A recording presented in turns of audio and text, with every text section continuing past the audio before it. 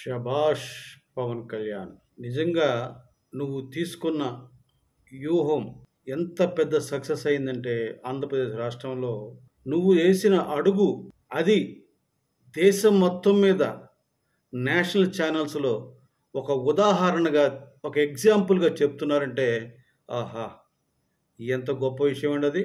మొన్న జాతీయ పార్లమెంట్ మెంబర్ల కోసం ఇండియా టుడే ఛానల్లో వాళ్ళు చెప్తున్నప్పుడు వాళ్ళు చెప్పారు, ఇండియా కూటమి కట్టింది కానీ పవన్ కళ్యాణ్ లాగా త్యాగం చేయలేదు ఎవరు. అందరూ ఇగోజం పోయారు, ఎక్కడ కలిసికట్టుగా లేరు, కలిసి పోటీ చేయలేదని చెప్తుంటే పవన్ కళ్యాణ్ లాగా చేస్తుంటే పవన్ కళ్యాణ్ తగ్గి అతను యాక్చువల్గా 40 స్థానాలు పోటీ చేసి గెలవగలడు. కానీ జగన్మోహన్ రెడ్డి ఓడించాలని ఒకే ఒక కృత నిశ్చయంతో ఉన్నాడు. ఉండి దానికోసం అతను ఫలితం ఆశించడం, ఫలితం తీసుకురావడం కోసం తెలుగుదేశం పార్టీతో పొత్తు పెట్టుకున్నాడు.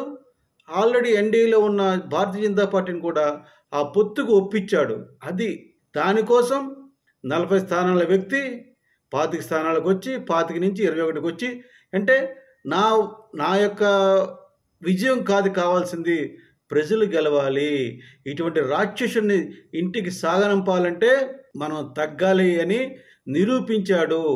ఆ రకంగా నేషనల్లో కూడా ఇండియా కూటమి కట్టుంటే భారతీయ జనతా పార్టీకి థ్రెట్ ఉండేదని ఒక ఉదాహరణగా చెప్పారంటే నిజంగా నువ్వు చాలా గొప్పవాడివి పవన్ కళ్యాణ్. ఎందుకు చెప్తున్నా, ఈ రోజున 10 సంవత్సరాల నుంచి ఏ రోజు పవన్ కళ్యాణ్ గారి పేరు చెప్పడం కానీ జనసేన పార్టీ అని పేరు చెప్పడం కానీ జరగలేదు. కానీ ఈ రోజున మొత్తం నేషనల్ మీడియా అంతా నీ గురించే చెప్తుంది, జనసేన పార్టీ గురించి చెప్తుంది.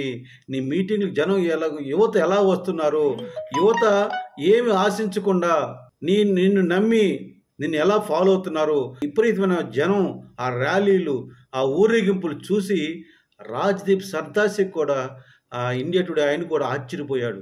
అలాగే ఎన్డీటీవీ ఛానల్స్ ఎంతోమంది వచ్చారు, ఇంటర్వ్యూ తీసుకున్నారు. వాళ్ళు మీ ర్యాలీతో మీతో కొనసాగారు. వాళ్ళందరూ ఆశ్చర్యపోయారు, ఏంటిది ఇంత పెద్ద సమూహం. ఎవరు పడినా సరే మేము ఇంతవరకు ఈ రాజకీయ నాయకుల్లో ఏ రాజకీయ నాయకుడికి ఇటువంటి ఫాలో చూడలేదు, మేము ఈ స్పందన చూడలేదు, ఈ ర్యాలీ చూడలేదు అని వాళ్ళు చెప్తున్నట్టు గొప్పగా నేషనల్ మీడియాస్లో. అది పవన్ కళ్యాణ్ గారు మీకున్న ఫాలోయింగ్. ఇన్ని రోజులు చెప్పారు ఈ నిష్ఠాదరిద్రులు వైసీపీ వాళ్ళు, 2 చోట్ల ఓడిపోయాడని. ఆ 2 చోట్ల ఓడిపోయిన వాడే ఈరోజు 151 సీట్లు గెలిచిన జగన్మోహన్ రెడ్డిని, 22 పార్లమెంట్ సీట్లు గెలిచిన జగన్మోహన్ రెడ్డిని ఇంటికి సాగనంపుతున్నాడు. గ్రహించండి తెలుగు ప్రజలారా, 2 చోట్ల ఓడిపోయాడు. పార్టీని నడపలేడు, ఓ సిద్ధాంతం లేదు, రోజుకో నిర్ణయం తీసుకుంటాడు, వారంకోసారి వస్తాడు అని ఎంత పిచ్చిగా మాట్లాడారో వైసీపీ నాయకులు. వాళ్ళందరికీ చెప్పుతో కొట్టినట్టు సమాధానంగా ఈ రోజున ఎన్నికలు రేపు రాబోతున్న రిజల్ట్స్. ఇది చాలా గొప్ప విషయం. పవన్ కళ్యాణ్ గారిని నేషనల్ మీడియా పొగిడిందని కాదని నేను చెప్పేది, పవన్ కళ్యాణ్ గారిని ఉదాహరణగా చెప్పారు. అది చాలా గొప్ప విషయం. ఎవరైనా ఒక మనం అనుకున్నది సాధించాలి అంటే ఖచ్చితంగా మనం ఆ దిశగా అడుగులు వేయాలి. పవన్ కళ్యాణ్ గారు ఆ రకంగా అడుగులు వేశారు.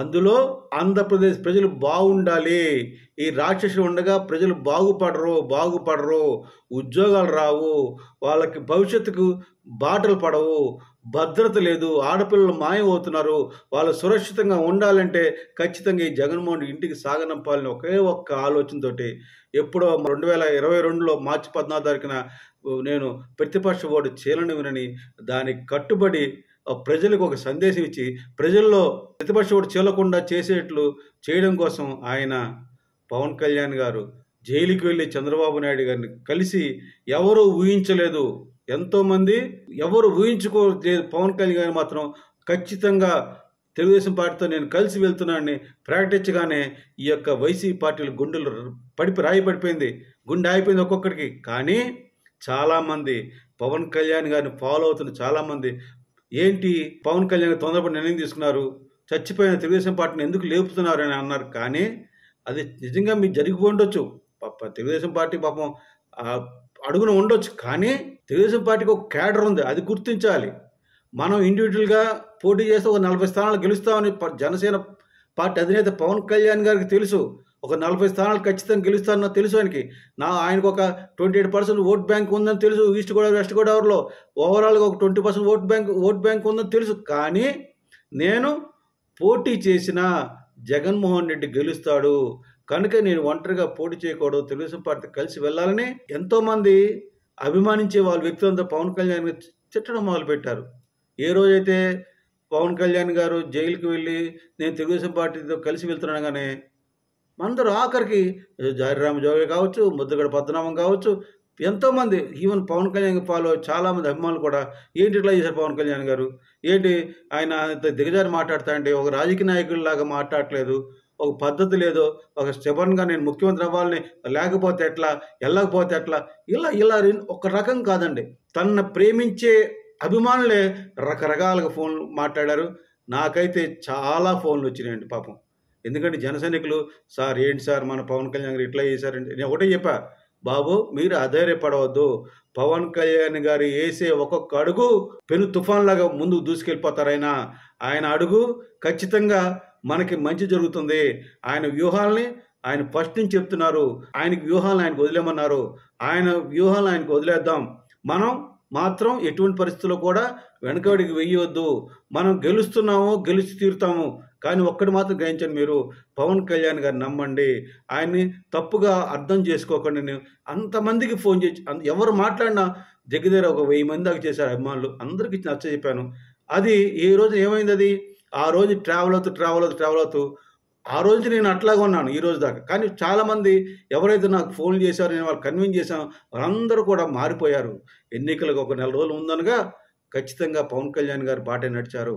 అందుకే ఈ మార్పు ఎన్నికల్లో మనం చూసాము. 82% ఓట్లు పడినంటే బికాజ్ ఆఫ్ పవన్ కళ్యాణ్. ఒక ఏమంటారు దాన్ని, ప్రజలకు ఒక అవేర్నెస్ తీసుకొచ్చాడు. ప్రజలు మార్పు రావాలి, ఎటువంటి పరిస్థితులు కూడా డబ్బులకి రాజకీయం జరగకూడదు. జనసేన పార్టీ నుంచున్న చోటే కాదు, తెలుగుదేశం పార్టీ నుంచున్న చోటే కాదు, భారతీయ జనతా పార్టీ నుంచున్న చోటే కాదు, వాళ్ళు లక్షల కోట్లు ఖర్చు పెడతారని తెలుసు. ఎందుకంటే దోచుకున్నారు కదా, 13 లక్షల కోట్లు అప్పు చేశారు. అందులో 3 లక్షల కోట్లు ఈ యొక్క నవరత్నాలకు ఇచ్చాడు, మిగతా 10 లక్షల కోట్లు దోచుకున్నారు, అడ్డంగా దోచుకున్నారు. ఆ దోచుకున్న డబ్బులతో ఓట్లు కొంటారని తెలుసు. అలా అందుకనే పిఠాపురంలో ఒక్కొక్క ఓటుకు 1 లక్ష ఇస్తా అన్నారు. ఇలా ఖర్చు పెడతారని తెలిసి ఆ డబ్బులు ఖర్చు పెడతారని తెలిసే ఖర్చు పెట్టినవండి, ఖర్చు పెట్టాలి వాళ్ళు. ఎందుకంటే ఆ డబ్బులు మనవే అని పవన్ కళ్యాణ్ గారు పదే చెప్పారు. ఎంత డబ్బులు ఖర్చు పెట్టినా కూడా వాళ్ళు గెలవకూడదని పట్టుదలతోటి కలిసి వెళ్ళారు.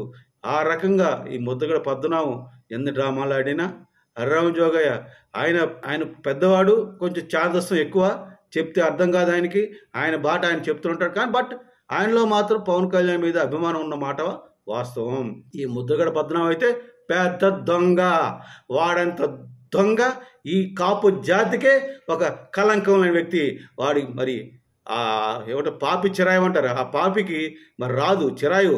వంగవీటి మోహన్ రంగాన్ని నాశనం చేశాడు సన్నాసేదో కాపునాడు పెట్టి. ఆ రోజున కాపునాడు పెట్టకపోయి ఉంటే వంగవీటి మోహన్ రంగా బతికుండేవాడు. ఎందుకు చెప్తారంటే నాయకుల్ని చంపేస్తారు. ఈ కాపు జాతి ఒక లీడర్లు అంటారు, కాపు జాతికి మేము నాయకులు అంటారు. కాపు జాతి కోసం ఎప్పుడు పనిచేయలేదు ముద్రగడ పద్మనాభం. ఇది తెలియజేస్తున్నాను. వీళ్ళందరూ పవన్ కళ్యాణ్ నానా మాటలు అన్నారు, కానీ పవన్ కళ్యాణ్ ఒకటే చెప్పాడు, నాతో ఉన్నవాడే నావాడు అన్నాడు. ఆ రకంగా ఎంతోమంది ఆయన కోసం ఉన్నారు, పాటుపడ్డారు. నిజంగా ఆ పాటుపడడం వల్ల ఇంత విజయం సాధించింది. ఈరోజు నేషనల్ మీడియా చెప్తుంది, నేషనల్ మీడియా కాదండి ప్రపంచం అంతా పవన్ కళ్యాణ్ గారి ఎన్నికల వ్యూహం గురించి అందరూ మెచ్చుకుంటున్నారు. అతని పట్టుదలకి మెచ్చుకుంటున్నారు. అతను స్థానం తగ్గినా కూడా, అతను ఎన్నో సీట్లు తగ్గించుకున్నా కూడా ఎందుకు గెలవాలి, జగన్మోహన్ ఇంటికి పంపించాలని ఉద్దేశం చేసినందుకు అందరూ మెచ్చుకున్నారు. అందులో నిజంగా ముఖ్యంగా నేనైతే నాకే చాలా ఆనందంగా ఉంది నాకు. ఎందుకంటే ఇన్ని సంవత్సరాలు పట్టింది పవన్ కళ్యాణ్ గారిని ప్రజలు అర్థం చేసుకోవడానికి, ప్రజలు రిసీవ్ చేసుకోవడానికి. అయినా లేట్ అయినా పర్లేదు, ఇప్పటికే నమ్మారు ప్రజలు. ఇక ప్రజలందరూ, ఆంధ్రప్రదేశ్ ప్రజలందరూ బాగుంటారు. ఖచ్చితంగా చెప్తున్నానండి, ఆంధ్రప్రదేశ్ ప్రజలు బాగుంటారు, అభివృద్ధి చెందుతాం, మనకు ఉద్యోగాలు వస్తాయి, ఇండస్ట్రీలు వస్తాయి, చక్కగా పరిపాలన సాగుతుందని మీ అందరికీ తెలియజేస్తూ విరమిస్తున్నాను. జై జనసేన, భారత్ మాతాకి జై, జై హింద్.